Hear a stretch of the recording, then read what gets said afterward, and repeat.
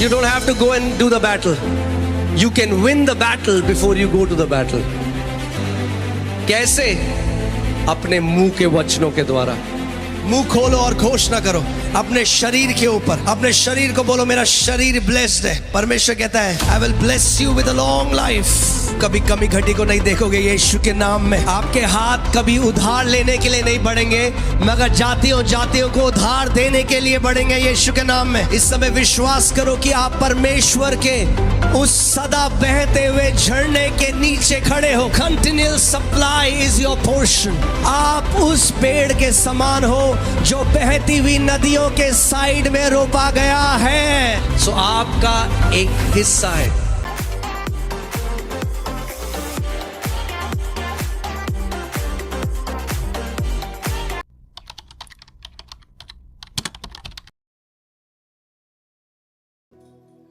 You know, the word of God is so simple, it needs a theologian to complicate it.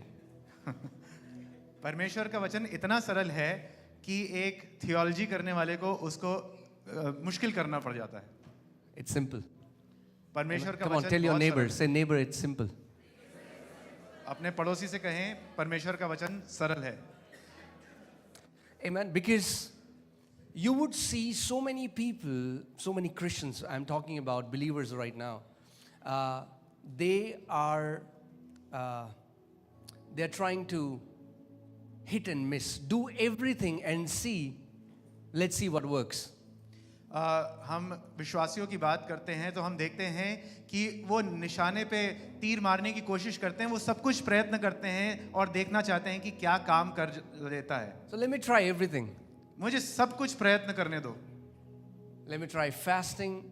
Let me try breaking generational curses. Let me try applying oil. Let me try to run around 7 times. Let me try everything. Something or the other might work. कई विश्वासी सोचते हैं कि मैं उपवास कर लूं, अभिषेक तेल उंडेल लूं, 7 बार चक्कर लगा लूं या फिर कुछ ना कुछ कर लूं और मैं देखूं कि कुछ ना कुछ तो काम कर ही जाएगा.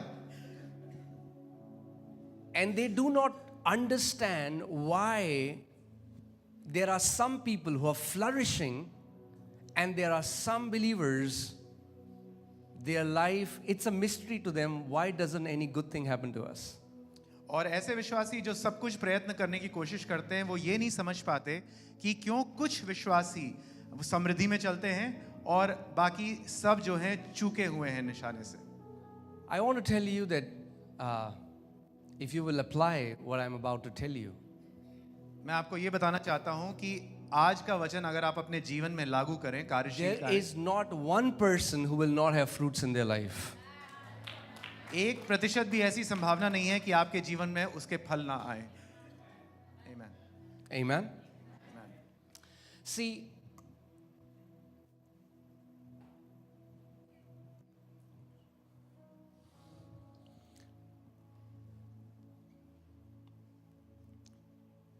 what is the most important thing in a believer's life? What is the most important thing? आपके हिसाब से सबसे महत्वपूर्ण बात क्या है एक विश्वासी के जीवन में? There are many things that we can say, like prayer, we can say giving, coming to church, and all of that. हमारे हिसाब से या तो प्रार्थना हो सकती है सबसे महत्वपूर्ण चीज, या फिर देना हो सकता है, या फिर कलीसिया आना, or fasting and so on. There can be so many things which are very important, but what is that root from which every other branch comes out? हम ये भी सोच सकते हैं कि उपवास या फिर इत्यादि ऐसी कई सारी बातें हो सकती हैं जो हमारे लिए महत्वपूर्ण हो सकती है, लेकिन असल में वो जड़ क्या है जिससे कई सारी शाखाएं निकलती हैं. Amen? Amen. And if you can pay attention to that, अगर हम उस जड़ की ओर अपना ध्यान दे सकें, the most important thing in your life is believing right. सबसे महत्वपूर्ण बात है हमारे जीवन में सही विश्वास करना. If your believing is wrong, then your praying will be wrong. अगर हम मानते सही नहीं है, विश्वास सही नहीं करते हैं, तो हमारी प्रार्थना गलत होंगी. If your believing is wrong, then the reason why you come to church will be wrong. अगर हमारा विश्वास ही गलत बात पर टिका हुआ है तो हमारा कलीसिया आने का कारण भी गलत है. If your believing is wrong, then the reason why you give will be wrong. अगर हमारा विश्वास गलत है तो फिर हम जिस कारण से देते हैं परमेश्वर के राज्य में वो भी गलत है. Are you guys with me? आप समझ रहे हैं? That's why, hear this, if you want to write it down. The most important thing, this thing is of paramount importance. What you believe about God. Your entire life revolves around what you believe about God. आप ध्यान से Not सुने. what you do, but what you believe about God. आप इस बात को ध्यान से सुने. अगर लिख रहे हैं तो लिख लीजिए. सबसे महत्वपूर्ण बात है जिस पे आपका जीवन जिसके इर्द गिर्द मंडरा रहा है वो ये है कि आप परमेश्वर के बारे में क्या विश्वास करते हैं. आप क्या करते हैं उस पर निर्भर नहीं है, लेकिन आप परमेश्वर पर क्या विश्वास करते हैं. Because if it was about fasting and praying, I don't think everybody in the church you would see them prospering. अगर बात सिर्फ उपवास और प्रार्थना करने की होती तो शायद हम कलीसिया में हर किसी को समृद्ध होते हुए देखते. Because every church, every Christian prays, every Christian gives, every Christian fasts. क्योंकि हर एक मसीही जो है वो प्रार्थना करता है, वो उपवास करता है, वो देता है परमेश्वर के राज्य में. But because so many have a wrong belief system, लेकिन कई लोगों का विश्वास की जो प्रतिक्रिया है, जो उनका विश्वास का सिस्टम है वो गलत है. yeah, system would be pranali. प्रणाली. It's a system. ये जो विश्वास की जो प्रणाली है वो गलत है. It's a mindset. जो दृष्टिकोण है, जो नजरिया है वो गलत है. If your belief system is wrong, everything you do you know everything that you're doing right now is coming out of that belief system. तो हर कुछ आप जो अपने जीवन में कार्य कर रहे हैं वो उस विश्वास की प्रणाली से उत्पन्न हो रहा है.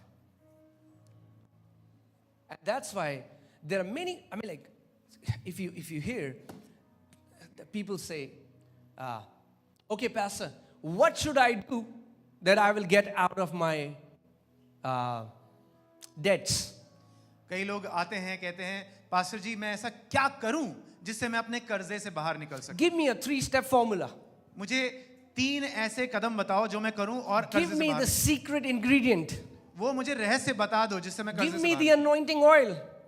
Give me something that will bring me out of my debts, out of my problems, out of my sicknesses. या तो मुझे अभिषेक का तेल दे दो या ऐसा कुछ तरीका बता दो कि मैं अपने कर्जे से, अपनी तकलीफों से या अपनी बीमारी से बाहर आ जाऊं. They are ready to do something. सब तैयार हैं कुछ करने के लिए. Come on, tell your neighbor. It doesn't start from doing, it starts from believing. अपने पड़ोसी से कहें कि करने से नहीं परंतु विश्वास से उत्पन्न होता है. Trying to do right without believing right first will not produce any fruit. अगर हम पहले सही कार्य करने में लग जाते हैं बिना सही विश्वास करे, वो सही फल नहीं लाएगा. Amen? Amen. We are going after the external first. God is saying, no, it doesn't start from the external, it starts from your heart. हम अपने बाहरी वातावरण को पहले बदलने की कोशिश करते हैं, लेकिन परमेश्वर कहता है पहले बाहर का नहीं अपने दिल को बदलो. So I want to ask you this question tonight. मैं आपसे ये सवाल पूछता हूँ आज की रात. What do you believe about God? तो परमेश्वर के बारे में आप क्या विश्वास करते हैं? You'll say, yeah, I believe God is God. हम कहेंगे परमेश्वर तो परमेश्वर है, मैं ये विश्वास करता हूँ. Even devil believes God is God. लेकिन शैतान भी विश्वास करता है कि परमेश्वर तो परमेश्वर ही है. That's not the kind of faith that pleases God. You know, Bible says, do you believe that God exists and God is one? You believe well, for even demons believe that and tremble. Do you know even demons believe? The Bible says that. वचन इस प्रकार से कहता है कि या तुम विश्वास करते हो कि परमेश्वर एक है और शैतान भी ऐसा विश्वास करते हैं और वो कांपते हैं. तो आप जानते हैं कि शैतान और दुष्ट आत्माएं भी विश्वास करती हैं. Oh yes, Pastor, I believe God is all powerful. Yeah, even Satan believes God is all powerful. हाँ पास्टर जी, मैं विश्वास करता हूँ कि परमेश्वर महासामर्थी है, लेकिन शैतान भी ये विश्वास करता है कि परमेश्वर महासामर्थी है. What is at your core? If God looks at your heart, if his eyes penetrate to the depth of your heart, I'm not talking about what you do, I'm talking about the content of your heart. What is it that you believe about him? हमारे दिल के एकदम अंदरूनी गहराई में अगर परमेश्वर आज झांक के देखे तो उसमें हम अगर हम बता सकें क्या विश्वास करते हैं, परमेश्वर उस पर ध्यान करता है। You know, when Jesus was walking on the face of the earth, यीशु जब पृथ्वी पर चल रहा था and a leper comes to him, his body parts are falling apart, his skin is peeling off. एक कोढ़ी उनके पास आता है, उसकी चमड़ी जो है वो गिरी जा रही है, पिघल रही है कोढ़ के कारण। He says, "Son of God, have mercy on me." वो कहता है, परमेश्वर के पुत्र मेरे ऊपर करुणा कर, दया कर। Jesus didn't say, "Okay, go and fast for 40 days." यीशु ने ये नहीं कहा कि जाओ 40 दिन उपवास करो। He didn't say, "Well, you need to give more." उसने कोढ़ी से ये नहीं कहा कि अरे तुम्हें बहुत ज्यादा देने की आवश्यकता है परमेश्वर के राज्य में। You know what he did? ऐसा नहीं। What was the question that Jesus asked them? Yeshu He ने said, "Do you? Do you? Do you?" यीशु ने उस कोढ़ी से क्या सवाल पूछा, क्या तुम विश्वास करते हो? Do you believe that I can do this for you? Because at this question lies your answer. यीशु ने ये सवाल पूछा, क्या तुम विश्वास करते हो कि मैं ये कर सकता हूं? क्योंकि इस सवाल पे आपका उत्तर टिका हुआ है। Many times, "Oh, Pastor, I'm doing everything. Pastor, I'm coming to church." We are all the time analyzing our doing, but God is checking our believing. हम कई बार आके कहते हैं, पास्टर मैंने तो ये कर दिया, मैंने वो कर दिया। हम कई बार यही सोचते रहते हैं, इसी बात पर तर्क वितर्क करते रहते हैं कि मैंने क्या किया, लेकिन परमेश्वर देखता है कि हमारा विश्वास की प्रणाली क्या है। Who do you believe God to be? हम क्या विश्वास करते हैं कि परमेश्वर कौन है सच में? See, some people come to church, and now please don't get offended and misunderstand what I'm saying. Please hear carefully what I'm saying, okay? इस बात को सही से समझे जो मैं कह रहा हूं, आप खेद ना ले लें इस बात से। Some people come to church because they just want to get healed. So they see Jesus as a doctor, and he is. कई लोग कलीसिया सिर्फ चंगाई प्राप्त करने के लिए आते हैं और वो यीशु को एक डॉक्टर के समान देखते हैं, और यीशु सच में चंगा करता है। The Bible says that he is our great physician. Bible में इस प्रकार से लिखा है कि वो हमारा महान चिकित्सक है। He is. वो है। You'll come to church believing that, you'll get healed. अगर आप कलीसिया इस विश्वास के साथ आते हैं कि मैं चंगा होऊंगा तो आप चंगाई पाएंगे। But that's all. You'll get healed. लेकिन हमारा विश्वास वहीं पर, Because you only believe for a healing.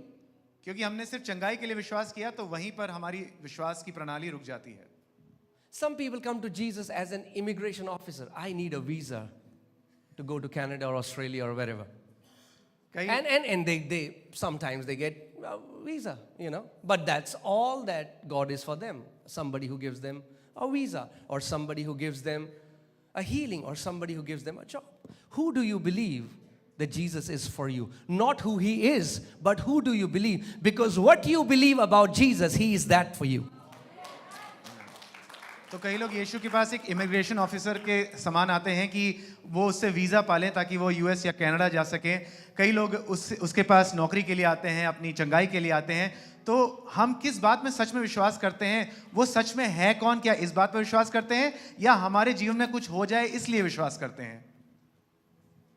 Your entire life, many of you would not realize it, is revolving around your belief system. अगर हमने अभी तक ये बात समझी नहीं है, लेकिन हमारा संपूर्ण जीवन हमारी विश्वास की प्रणाली के आसपास ही घूम रहा है। We are ready to do. हम जल्दी से करने को तैयार हैं। But God is saying no. लेकिन परमेश्वर कहता है नहीं, मैं तुम्हारे करने में दिलचस्प नहीं हूं। Trying to do right before believing right is religion. हमारी इस बात की कोशिश कि मैं कुछ सही कर सकूं, सही विश्वास करने से पहले, वो धर्म है। वो धर्म की आत्मा से उत्पन्न होता है। Amen? Amen. That's why it's very important to have a healthy belief system. इसलिए बहुत ही महत्वपूर्ण है कि एक स्वस्थ विश्वास की प्रणाली हो हमारे अंदर। There are Christians who believe that God will put them in poverty to teach them. So what happens? Jesus told people, let it be done unto you as per, not as per. He didn't say, let it be done unto you according to what I want, but he said, let it be done unto you as per your faith. So whatever you're witnessing right now is happening to you according to your faith. कई लोग इस प्रकार से मानते हैं कि यीशु हमें गरीबी में इसलिए रखता है ताकि वो हमारे जीवन में कुछ सबक सिखा सके, लेकिन यीशु ने कहा तुम्हें अपने खुद के विश्वास के अनुकूल मिलेगा, प्रतिकूल मिलेगा। What do you believe? तो आप क्या विश्वास करते हैं? Are you guys with me? Yes. I want you to hear this word carefully and build your life around right believing. मैं चाहता हूं आप ये वचन ध्यान से सुने और अपने जीवन को सही मायने से विश्वास की प्रणाली में उसके आसपास ठहराएं। Amen. Our entire behavior is motivated by a belief system. हमारा जो व्यवहार है वो भी प्रेरित होता है हमारी विश्वास की प्रणाली के द्वारा। Amen. And that's what I'm telling you. If you can pay attention there and align your believing according to the word of God, your life will be filled with fruits. अगर हम अपने जीवन में सच में फल देखना चाहते हैं, अच्छे फल, तो हम अपने विश्वास की प्रणाली वचन के ऊपर आधारित कर दें। And today I'm going to teach you how easy it is to believe right. It's easy. और मैं आज आपको सिखाना चाहता हूं कि सही विश्वास करना सरल है। Amen. And when you will believe right, you will enter into rest in that area. और जिस किसी क्षेत्र में आप अपने विश्वास की प्रणाली को सही कर देंगे, आप उस क्षेत्र में विश्राम में प्रवेश कर लेंगे। Amen. Okay, I'm going to take you to a scripture. In Hebrews chapter 4, I'll read from verses 1 to 3. It says, therefore, since a promise remains of entering his rest. इब्रानी 4 उसका 1 से 3 पहली आयत, इसलिए जबकि उसके विश्राम में प्रवेश करने की प्रतिज्ञा अब तक है। Let us fear lest any of you seem to have come short of it, for indeed the gospel was preached to us as well as to them, but the word which they heard did not profit them, not being mixed with faith in those who heard it. तो ऐसा करने से वो भय खाएं, ऐसा उन्हें डरना चाहिए, ऐसा ना हो कि तुम में से कोई जन उसे रहित जान पड़े। दूसरी आयत, क्योंकि हमें उन्हीं की नाई सुसमाचार सुनाया गया है, पर सुने हुए वचन से उन्हें कुछ लाभ ना हुआ, क्योंकि सुनने वालों के मन में विश्वास के साथ नहीं बैठा। Okay, wait. You can go to church 365 days a year. But what you are hearing, if you don't mix faith with it, you have just wasted those hours. आप यहाँ पर आते हैं, आपने वचन सुना, लेकिन अगर आपने उस सुनने में विश्वास नहीं मिलाया, तो वो सारा समय आपने बर्बाद कर दिया। Christians miss the most important thing in their life, and that is hearing. And when the word is being preached, they are not hearing. And after the service, they say, Pastor, for the gospel was preached to them, but it did not profit them because they did not mix faith in what they heard. कई विश्वासी सुनने से चूक जाते हैं और सभा खत्म होने के बाद वो पास्टर से प्रार्थना कराने आ जाते हैं। यहाँ पर लिखा हुआ है कि सुने हुए वचन से उन्हें कुछ लाभ ना हुआ क्योंकि उन्होंने उसमें विश्वास को नहीं घोला। सुने हुए वचन से उन्हें कुछ लाभ ना हुआ क्योंकि सुना हुआ वचन आपको लाभ देने के लिए सुनाया जाता है। ये सत्संग नहीं है, यहाँ कथा नहीं बता रहे हैं। सुसमाचार इसीलिए बताया गया कि आपके जीवन में लाभ हो।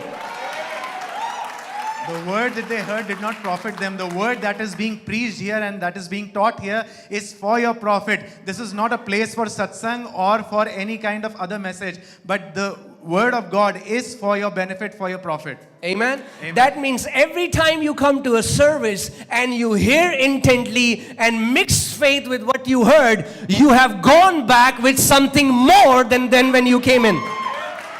Amen. तो जब हम यहाँ पर आते हैं और ध्यान पूर्वक पूरे निश्चय के साथ वचन को सुनते हैं, उस सुने हुए वचन में जब अपना विश्वास मिलाते हैं, तो हम जिस समय जब आए होते हैं उससे ज्यादा अधिक मात्रा में हम आशीषित और फलवंत होके जाते हैं। Amen. Amen. Next scripture. For we who have believed do enter that rest. और हम जिन्होंने विश्वास किया है उस विश्राम में प्रवेश करते हैं। Hear this. How would you know you have believed? सुने, आप कैसे जानते हैं कि आपने विश्वास करा है? We who have believed have entered in rest. क्योंकि जिन्होंने विश्वास कर लिया है उन्होंने विश्राम में प्रवेश कर लिया है। I told you about my life. Do you know that right now, even in Christians, even in believers, 70% of worries are financial worries. और आपको मेरे जीवन के भी बारे में पता है, और आज भी विश्वासियों के जीवन में 70% जो घबराहट है या जो घबरा देने वाली बातें हैं वो आर्थिक अवस्था के कारण है। They're like, how will I get my kids? How will I pay their school fees? कि मैं अपने बच्चों का पालन पोषण कैसे करूंगा, उनकी स्कूल की फीस कैसे My करूंगा? husband is sick. How will I pay for his medical bills? और मेरे पति बीमार हैं, मैं उनकी इलाज के लिए बिल कैसे चुकाऊंगी? There is this anxiety. एक उत्तेजना अंदर बनी रहती है, एक घबराहट बनी रहती है। But when I believed right what the Bible says, I entered into rest in the area of finances. लेकिन जब मैंने अपने व्यक्तिगत जीवन में सही विश्वास किया आर्थिक क्षेत्र में, मैं आर्थिक क्षेत्र में विश्राम में प्रवेश कर गया। When I believed right about my health, what the Bible says, I entered into rest into the area of health.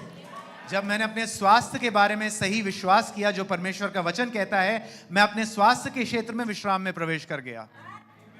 For we who believe, not we who did,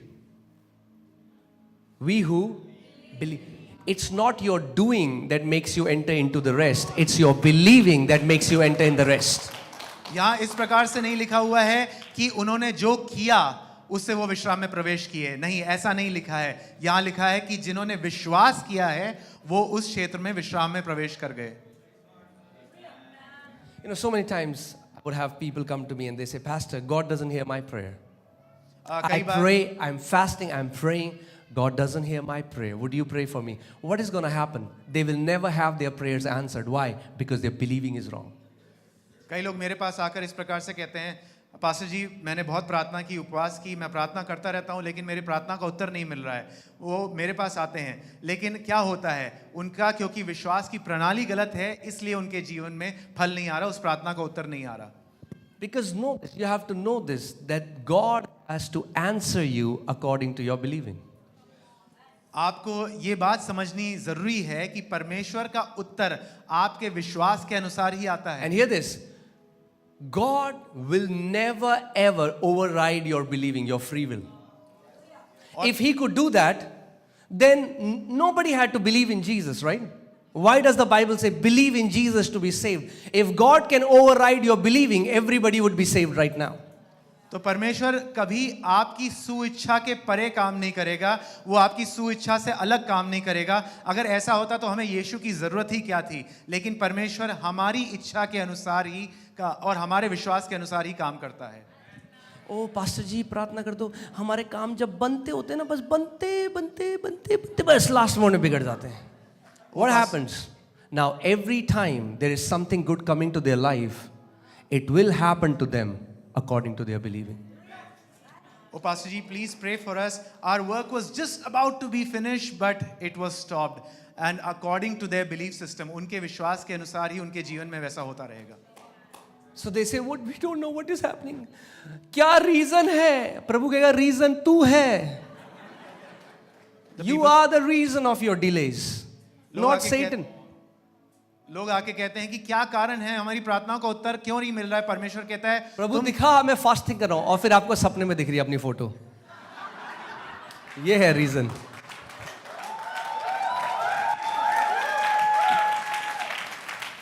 शैतान नहीं है, आपकी विश्वास करने की प्रणाली जो है वो है कारण कि आपकी प्रार्थना का उत्तर क्यों नहीं आ रहा है। How would you know what people are believing? How would you know what you believe? आप कैसे जानेंगे कि लोग विश्वास क्या कर रहे हैं, आप खुद क्या विश्वास कर रहे हैं?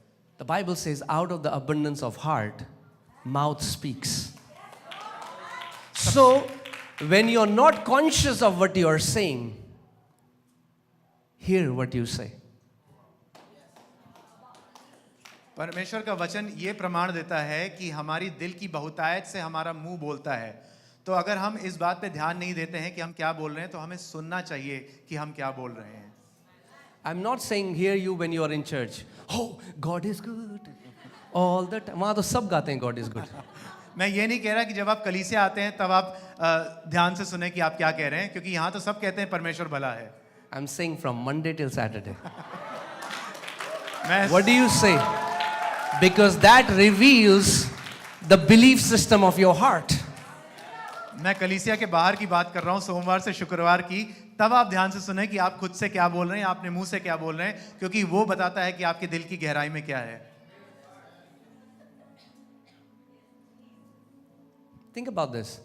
Jesus is Almighty God on this earth. इस बात को सोचिए, यीशु जो है महाशक्तिशाली परमेश्वर है इस पृथ्वी पर। But he will ask people, do you believe that I can do this for you? लेकिन वो लोगों से उनसे पूछता है कि तुम विश्वास करते हो कि मैं ये कर सकता हूं तुम्हारे लिए? Yes, Lord. Okay. Let it be done unto you as per your faith. वो कहते हैं हाँ प्रभु, मैं विश्वास करता हूं कि आप कर सकते हो, और यीशु कहता है तुम्हारे विश्वास के अनुसार ऐसा हो। अब pastor, we are on this earth, तो depression तो होगा ही ना, normal है, तो होगा ही फिर, because that's what you believe. What do you believe? We say, Pastor Ji, we are on this earth, therefore depression is bound to happen, but because you are believing so, it shall happen. तो Let आप me विश्वास ask क्या you, करते हैं? does the Bible say that believers will have depression? Is there any scripture कि हम तो अर्थ में तो होगा ही? मैं आपसे पूछना चाहता हूं कि बाइबल में ऐसी कोई आयत है जहां लिखा है कि तनाव आएगा ही आएगा? Or does the Bible say you will keep them in perfect peace because their minds are stayed on you? लेकिन क्या हमारी बाइबल ये नहीं कहती कि तू उन्हें सिद्ध शांति में रखेगा क्योंकि उनके मन तेरे ऊपर ठहरे हुए हैं? अगर आप मसीह के हो तो आपके लिए परफेक्ट पीस है बाइबल में। If you belong to Christ, सिद्ध शांति आपकी है प्रभु यीशु मसीह में।